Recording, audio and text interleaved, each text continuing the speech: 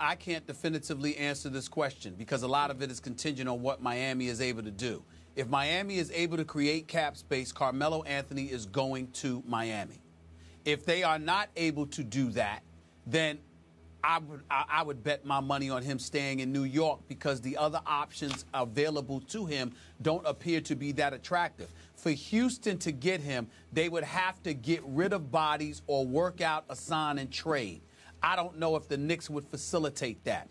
For L.A. to get him, they've got the cap space, but there has been numerous rumors that the Lakers are not as interested in Carmelo as Carmelo would like them to be.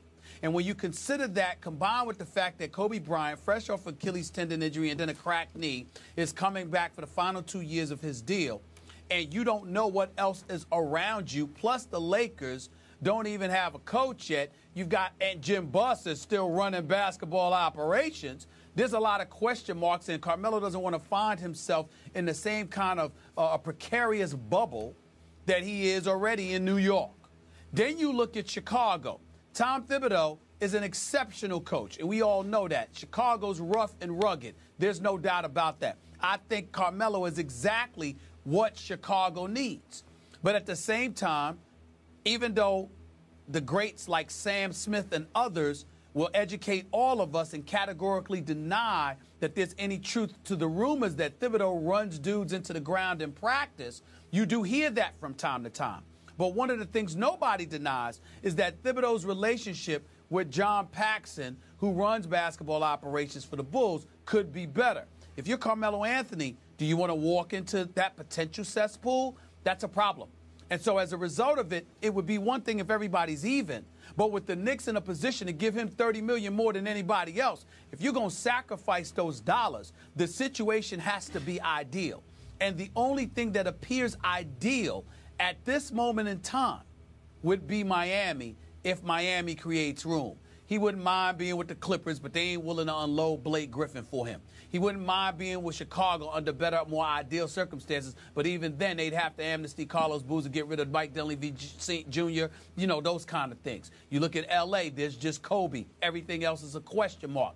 So it's a tough decision.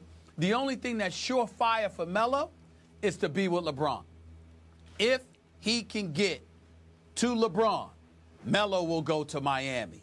If that's not the case, based on the pitch that Phil Jackson and Derek Fisher combined have made, combined with the money that's there for him to make, and the fact that there aren't too many attractive offers out there, if I had to bet my money, it would be on him staying with the New York Knicks if Miami can't create the cap space. So it's really Miami or New York. That's all I got for you right now. Okay, so right now, Stephen A. on the hot seat. Gut feeling on July 7th, Carmelo is what? Just gut feeling it. Wow. Just right out of your heart. My gut feeling tells me it's New York because I don't believe Miami will be able to create enough space to get him. I know he'd run to Miami to play with LeBron if they had the space, but I don't believe Miami will be able to pull that off, and my gut tells me he will probably stay. If I had to bet my money today, Skip, it would be on New York. I am with you on that. I think he will stay in New York, and I think he should stay in New York because I believe, and I could be wrong about this, I think Phil Jackson will prove to be a very good team rebuilder or builder. I believe that sooner than later, Phil will do good to great things in New York. And again, the reality of the situation in Miami is that all three of those guys would have to opt out and opt back in at so reduced salaries that they would all three have to swallow enormous amounts of pride and money to sacrifice to get Carmelo there.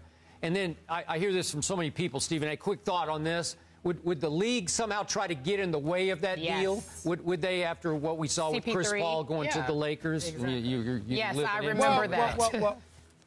Here's what the league would get in the way for, y'all. They would get in the way, in my opinion. They would get in the way of those three together and somehow Carmelo coming. They would try to get in the way with that. They would raise an eyebrow. They would investigate it.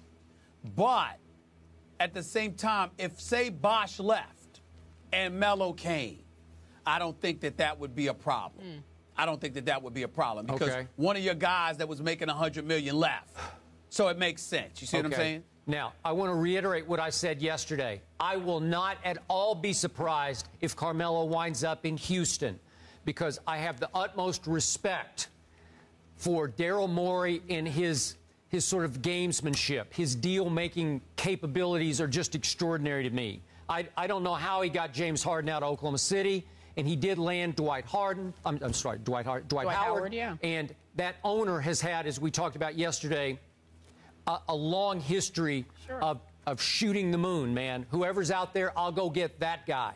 And that guy right now, to me, the realistic get for them would be Carmelo Anthony.